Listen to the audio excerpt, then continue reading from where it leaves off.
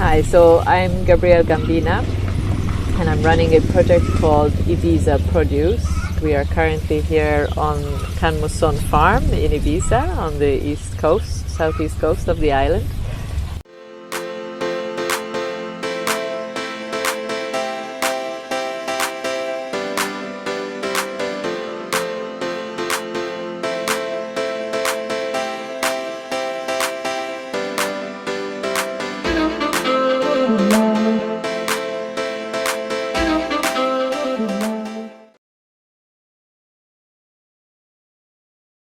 Yes, at the time we did present it to people and it was available. However, I must say that this is probably now outdated because this is what we're talking about 5 years ago. And what we do is we have regular meetings with farmers and the farming sector, which therefore enables us to keep up to date with the information on the sector. We do have another project which is part of Ibiza Preservation, which is called the Observatory, the Sustainability Observatory. And what we do with that project is measure different key indicators across a number of topics. But in terms of land, we measure what land is, how much the percentage of land cultivated on the island, how much of that is organic, just to look at how that is evolving also. So that's up to date. That's done on an annual basis. So I think Ibiza, when we look at the history of the island, it was mainly agricultural before the advent of tourism. And the main crops you would find on the island were the iconic almond trees, the carob tree, several other fruit trees which can survive on rainwater. They have a specific name called secano in the local language, which means that do not need irrigation, but they can live off rainwater. This was, of course, in times when we had regular rainfall. But this included fruit trees like the fig trees, which you see around the island. They're usually blooming in the summer months. They're beautiful red figs,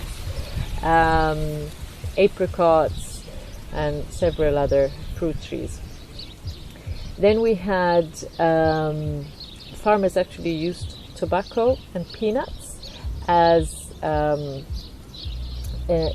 for intercropping in terms of really keeping pests away from crops. And there are several of these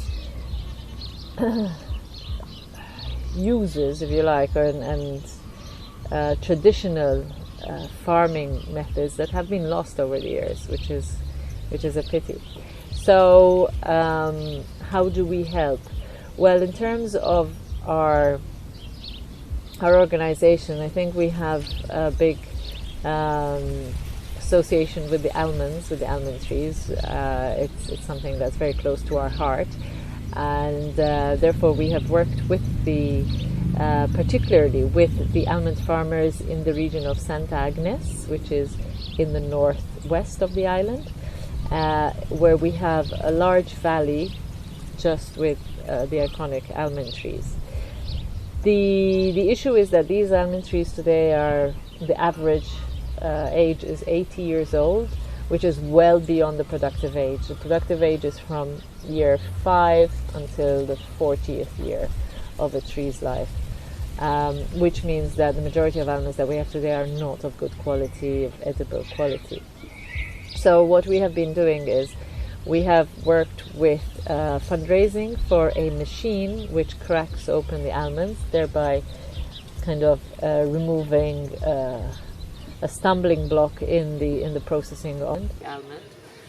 This machine is available at the cooperative of San Antonio, where the almonds are brought. The payeses, the farmers, as they are known here, sell their almonds into the cooperativa, and the cooperativa then sells to third parties, whether in bulk or to the individual consumer who comes to the shop and buys the almonds.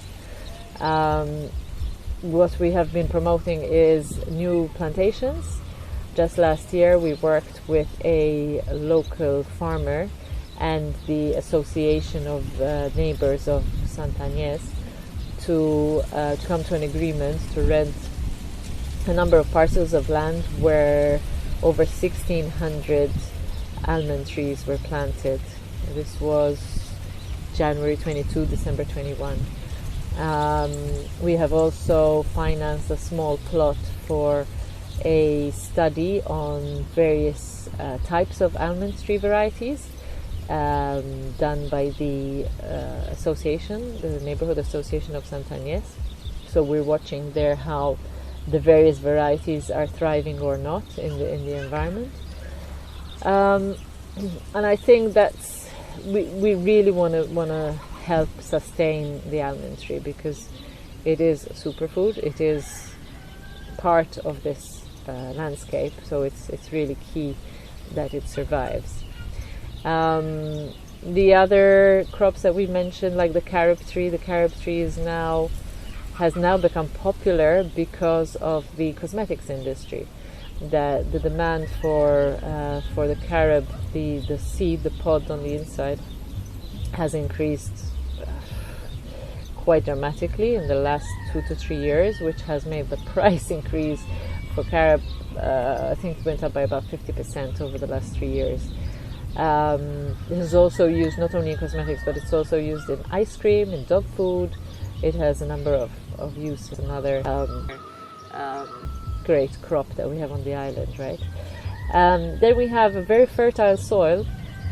If you drive around the island, you see this red soil, and that allows one to grow anything. I mean, lately, in the last few years, we've seen avocados being planted here. They were not part of the history of this island, but they are now thriving in this environment. And I've seen papaya in some private farms. So there is more and more variety of produce growing here. We try to support in as many ways as possible. For me, a focus in the last 2 years has been more on the health of the soil, because while it's good, obviously, to cultivate the land, it's really important to have nutrients being generated in the soil, so regenerating the soil's health. And to do this, we have focused on a number of workshops where we brought in experts from mainland to teach on ways to work the land in a sustainable manner, but also in a regenerative manner, so that we have healthy soil, which then translates into healthy produce and into a healthy community.